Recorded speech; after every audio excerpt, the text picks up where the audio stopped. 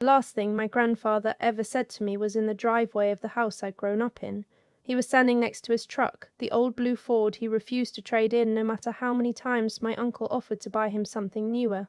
He had his hat on, the one with a volunteer fire department patch that was faded almost to nothing.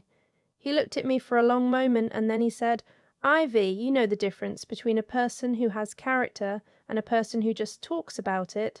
I said I didn't. He said, "One of them shows up." Then he got in the truck and drove away. That was a Thursday. He died the following Tuesday, in his sleep, in the bedroom where he'd slept for 41 years. I was 28 years old and I had been living in that house with him for almost 3 years. I need to back up, because the way things happen matters. My grandfather, everyone called him Pop, had built his life in Eastern Tennessee, in a county where his name meant something, not in a wealthy way, in the way that comes from showing up, like he said. He volunteered at the fire station for 30 years before his knees gave out. He fixed his neighbors' fences when the creek flooded. He drove elderly women from his church to their doctor appointments every single week, without being asked, without being thanked most of the time. He was a man who did things quietly and without expectation. His property was not a mansion. I want to be clear about that. It was a farmhouse on 62 acres, and it had been in our family for 3 generations, and in the past several years it had become something worth real money because the county had grown and the land had grown with it. The last appraisal, done when Pop was still alive and thinking about updating his estate documents, put the total value at just over $9 million. That included the farmhouse itself, the 2 outbuildings, a hay barn that had been converted into a workshop, and all 62 acres of land, some of which butted up against a reservoir that developers had been circling for years. Pop had no interest in selling. That land was his life's work and his father's before him. He made that clear to anyone who asked. What he never made clear, or what I didn't understand until it was almost too late, was what he intended to happen to it after he was gone. I had moved in 3 years before he died because he asked me to. I was living in Knoxville at the time, working as a registered nurse at a level 2 trauma center, doing overnight shifts and sleeping on a rotating schedule that made me feel like I was living slightly out of phase with the rest of the world. My grandfather called me one evening in October and said his hip replacement had gone fine, but the doctor was saying he needed someone around during recovery, at least for a while. He said he'd asked my aunt and uncle, but they had their own lives. He said it like that. They have their own lives, without any judgment in his voice, because that was how he was. I said I would come. That was supposed to be for a few months. The months turned into a year, and then another. I transferred my nursing license to a hospital 40 minutes away. I planted a garden in the spring of my first year there, that we both tended through the summer. I drove him to his appointments, made sure he took his medications, sat with him on the porch in the evenings when the light came down over the ridge, and turned everything gold.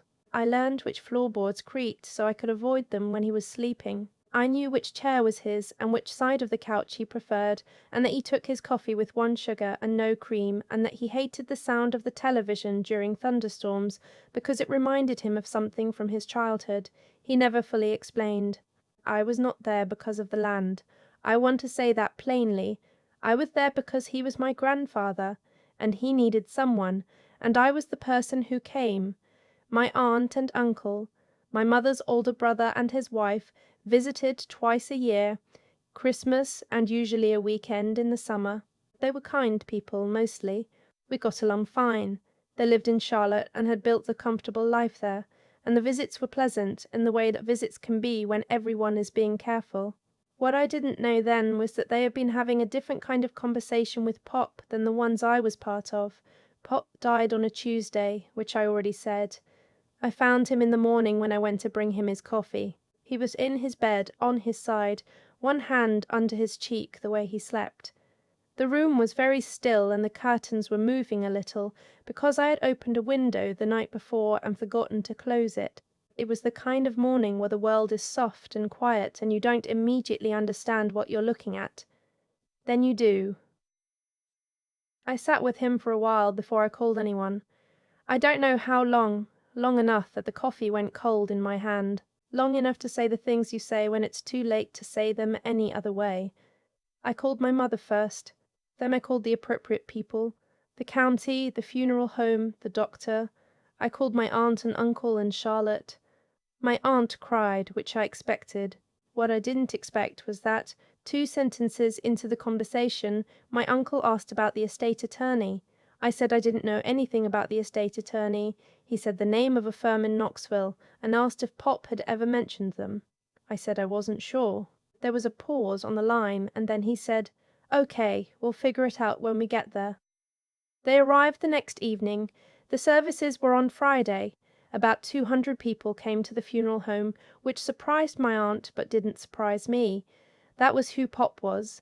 A man who showed up for others will have people show up for him. The line went out the door and into the parking lot, and for 2 hours I shook hands and accepted condolences from people whose names I didn't always know. People who had stories about my grandfather that I had never heard, small moments he had been part of that I hadn't known existed. By the end of that day, I was hollowed out, in a way I hadn't felt before. The estate attorney's office had already been in touch. The reading of the will was scheduled for the following Monday morning in Knoxville. We drove there together, my aunt and uncle and me, in their rental car. The conversation on the way was careful and surface level. The service, the food people had brought, the neighbors who had called. No one talked about the property. I noticed that later. At the time I was too exhausted to notice anything. The attorney was a woman named Miss Archer. She was precise and unhurried, and she had a small glass of water on her desk that she didn't touch the entire time we were there. She explained the process, confirmed our identities, and began to read. My grandfather's will was 9 pages long. He had left a modest amount of money to his church and to the volunteer fire department. He had left his truck to a neighbor named Pete, who had helped him clear brush every fall for 15 years. He had left his woodworking tools to my cousin who lived out west and had always admired them. He had left his coin collection to my mother. And then came the main distribution. The farmhouse and all 62 acres were to pass to my aunt and uncle, with full rights of ownership, subject to certain conditions. I felt the air change in the room when Miss Archer said that. My aunt reached over and put a hand on my uncle's arm. Miss Archer continued. She said that Pop had also prepared a secondary document, a conditional addendum, which was attached to the will and constituted part of the legal estate plan. She picked up a paper clip from the stack and looked at us over her reading glasses. She said, "The addendum contains several conditions attached to the property transfer. Would you like me to continue?" My uncle said yes. She read. The conditions were these. For a period of no less than 2 years following the date of transfer, the property could not be sold, subdivided, or developed. Any offers from commercial or residential developers were to be declined for that period. The land had to remain in agricultural use or preserved use consistent with its current purpose. My uncle nodded slowly as she read. My aunt was writing something in a small notebook she'd taken out of her purse. Then Miss Archer paused. She looked at the second page of the addendum. She said, "There is an additional provision," and she read, "Any individual who had served as a primary caregiver and cohabitant of the property for a period of 2 or more consecutive years prior to the date of death was to receive a right of continued residency for a period of no less than 5 years following the transfer, with said right to be honoured by the receiving party as a condition of the transfer itself. Failure to honour this condition would result in the property being transferred instead to the charitable trust named in Appendix C." She looked up. She asked if there were any questions. My uncle said, in a voice that was very controlled, that he thought the will had been fully reviewed. Miss Archer said the addendum was part of the will. She asked if he would like a moment. He said no. He said they understood. We drove back in near silence. I don't remember if it was raining or if I just remember it that way. I was looking out the window, and I was thinking about my grandfather standing in that driveway, talking about showing up, and I was wondering if he had known what was coming, if he had planned all of it, not just the legal documents, but the conversation in the driveway. The last thing he said to me, framed the way he framed it, like he was teaching a class to an audience of one. I think he knew.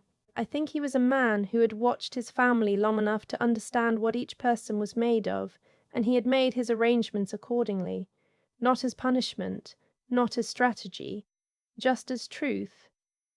That evening, after dinner, my uncle came to find me. I was in the kitchen, washing the dishes that the neighbours had brought food in. He sat down at the table, the same table where Pop and I had eaten breakfast together hundreds of times, and he put his hands flat on the surface and he looked at them. He said, "We need to talk about living situation." I turned off the water. I dried my hands on a dish towel and I turned around. He said they had been planning to list the property. Not immediately, they understood the 2-year hold, but they had been in conversations. He said they had assumed the house would be empty. I said it wasn't going to be empty. I was still living there. He said they had assumed I'd be moving on, that I'd been there to help Pop, and now that Pop was gone, naturally I would be returning to my own life. He said it in a reasonable tone, the way you explain something obvious to someone who has misunderstood. I said I had a job here. I said I built my life here over 3 years. He said, "Ivy, be realistic." I didn't say anything. He said they would of course honour whatever legal obligations existed, but he said it in a way that made it very clear he had not yet accepted that any legal obligations did exist. He said he wanted me to think carefully about what I was doing, what it would mean for our family relationship if I chose to be difficult about this. That word, difficult. I nodded. I said I understood. I said I understood. He patted the table with his hand the way Pop used to, and he said good. That was all he was asking. They left 2 days later. Before they drove to the airport, my aunt hugged me at the door and said she hoped we could get through this in a way that didn't leave hard feelings. She said Pop would have wanted that. She said it genuinely, I think. I don't believe she was a cruel person. I just think she had decided a version of events that was easier to live with, and she was asking me to decide the same version. I stood at the door and watched their rental car go down the driveway, and I felt the kind of quiet that isn't peaceful. Then I went inside, and I sat at the kitchen table and I called a number. The number was for Miss Archer's office. Her paralegal answered, and I explained who I was, and she put me through. Miss Archer was very clear. She had prepared the addendum herself, at my grandfather's request, 8 months before he died. He had been specific about the language. He had been specific about almost everything, she said, in a way that told me she had admired him. The right of continued residency was legally binding. The conditions on the transfer were legally binding. If my aunt and uncle attempted to compel me to vacate before the 5-year period, the property would transfer out of their ownership into the charitable trust named in Appendix C, which was a land conservation non-profit based in Knoxville that my grandfather had discovered through one of his church friends and had been quietly supporting for years. She said he had chosen that organization specifically because it would never sell the land. I sat with that for a moment. I said he thought of everything. She said, "Yes, ma'am, he did." I called my uncle that evening. I said I wasn't going to fight about it. I said I wasn't interested in drawing things out or making it harder than it needed to be, but I said I was going to stay. I said the legal situation was what it was, and I thought it was best if we both dealt with it straightforwardly, rather than making it into something else. He was quiet for a moment. Then he said he would be speaking with his own attorney. I said that was his right. He said, "You know this isn't what Pop would have wanted, all this conflict." I said, "Pop wanted me to stay. He put it in the will." He didn't have an answer for that. The weeks after that were strange. I went back to work. I drove the 40 minutes each way, and I worked my shifts, and I came home to a house that was full of a man's life. His books, his coats on the hooks by the door, the garden we had planted together now past its peak and going to seed. I harvested what was left of it. I learned how to do the things he had always done, the small maintenance of a working property, some of it by figuring it out myself, and some of it by asking Pete next door, who was happy to help and who told me stories about Pop while we worked that I hadn't known. My uncle's attorney sent a letter about 2 months later. It was carefully worded, and it ultimately said nothing, because there was nothing to say. The will was clear. Miss Archer had drafted it with that clarity on purpose. My aunt called once, in November, to say they were thinking about coming for Thanksgiving. She asked if that would be all right. I said, of course, it was their property. She paused at that and said, "It's still your home." It was the kindest thing she'd said to me in months, and I think she meant it. People can hold 2 things at once. She could love me and still have wanted things to go differently. I understood that. They came for Thanksgiving. We had dinner at the table where Pop had eaten every meal for 40 years. We talked about him. Really talked, the way you sometimes can't until some time has passed. My uncle told a story about Pop showing up unannounced to help him move apartments when he was 22, driving 9 hours each way without being asked. I told him about the morning Pop taught me to read a topographic map because he said a person should know the land under their feet. We were careful with each other. But we were there. I stayed. I am still here. The 5 years of the residency right have not yet passed. I am not counting them down. I have put in a new vegetable garden, larger than the one Pop and I planted together. Pete and I cleared a section of brush along the eastern fence line last fall. The workshop still smells like sawdust and machine oil, and I haven't changed that. I don't intend to. My uncle has not tried to remove me again. I don't know what shifted in him, whether it was the conversation at Thanksgiving or the attorney's letter or just time, but we are in a different place than we were in those first terrible weeks after the reading. We talk occasionally. He asks how the property is doing. I tell him. He has not come back to visit, but I think he might. My aunt sends cards. She sent one at Christmas with a note that said she thought Pop would be pleased with how things had turned out, and that she was glad I was there. I read it twice. I put it on the windowsill above the sink where I can see it while I'm doing dishes. I think about my grandfather every day. I think about the way he said things sidelong, never directly, always letting you find a meaning yourself. I think about the driveway and the truck and the hat with the faded patch. I think about the fact that he spent the last 8 months of his life quietly making sure the thing he cared about most would be taken care of after he was gone. Not the land. Me. He didn't leave me the property. He left me something harder to quantify and more permanent than $9 million worth of Tennessee farmland. He left me the proof that someone had seen who I was, and made sure I was protected. He built that protection out of exactly the same material he'd built everything else in his life. Patience and foresight, and a willingness to show up in ways that didn't announce themselves. I think about what he said in the driveway, and I understand now that he wasn't just telling me something. He was telling me about himself. He was explaining, in the only way he knew how, what he had been doing for me all along. The difference between a person who has character and a person who just talks about it. He showed up. Even after he was gone, he showed up. I have thought a lot about whether I wanted to do anything about the years when things were hard. Those first months after the reading, the letter from the attorney, the nights when I sat alone in this house and wondered if I had made a mistake staying, if I was being naive or stubborn or both. I thought about what it would look like to make things difficult. To be difficult, since my uncle had already used that word. I decided against it.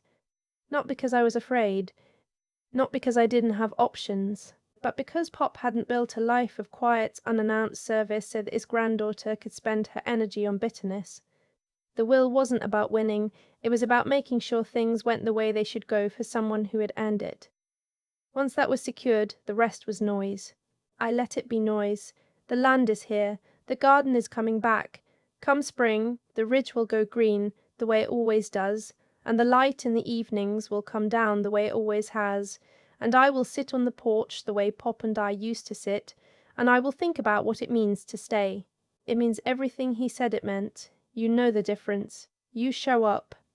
I've had a lot of time to think about what actually happened, not just the legal part, not just the will and the addendum and Miss Archer reading over her glasses, but the whole arc of it, from the moment I drove out to that farmhouse with a couple of bags and an open-ended timeline, to the morning I sat alone in Pop's kitchen and understood that he had seen all of this coming long before I had.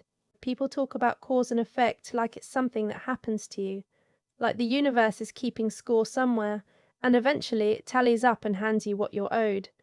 I don't think it works that way. I think what actually happens is simpler and harder at the same time. The choices you make, quietly, over a long stretch of time, those choices build something. They build a record, not a record that anyone else necessarily sees, but one that exists in the texture of your daily life, in whether you show up or don't, in whether you stay when staying is inconvenient, and whether you do the right thing when no one is watching and there's no obvious reward for it. I didn't move out to that farm because I thought it would pay off. I moved because my grandfather needed someone and I was the person who could go. That's the whole story as far as my motivation goes, and yet the consequence of that decision, the real, lasting consequence, was that Pop watched me for 3 years. He saw what I was made of in ways that I wasn't even aware of at the time. He saw me drive him to appointments at 6 in the morning without complaining. He saw me learn how to manage a property I hadn't grown up managing. He saw me build a life there, genuinely, not as a performance of devotion, but as an actual life. And he responded to what he saw. Not with words, because that wasn't his way. With a document, with 8 months of careful, quiet legal planning that made sure I would be protected. That's the thing about integrity. It doesn't announce itself, and neither do its consequences. My uncle assumed I would leave because he had made a calculation based on what he wanted to be true. He hadn't factored in who Pop was or what Pop had been paying attention to. He hadn't considered that a man who spent 30 years showing up for strangers without expectation would spend the last part of his life making sure the person who showed up for him was taken care of. I think about Ivy, about myself, sitting in that kitchen after the reading, wondering if I had the resilience to hold my ground. And I think what got me through wasn't anger, and it wasn't stubbornness, it was just clarity. I knew what I had done, and I knew why I had done it, and that knowledge was steady in a way that my uncle's pressure couldn't shake. That's what I'd want anyone to take from this. Not that good things always happen to good people on a predictable schedule, but that the life you build through quiet, honest effort becomes a kind of foundation. It holds. And sometimes, when the ground shifts under you, you find out that someone you loved had already reinforced it, long before you knew you'd need it. Pop showed me what character looks like in practice. I just tried to follow the example.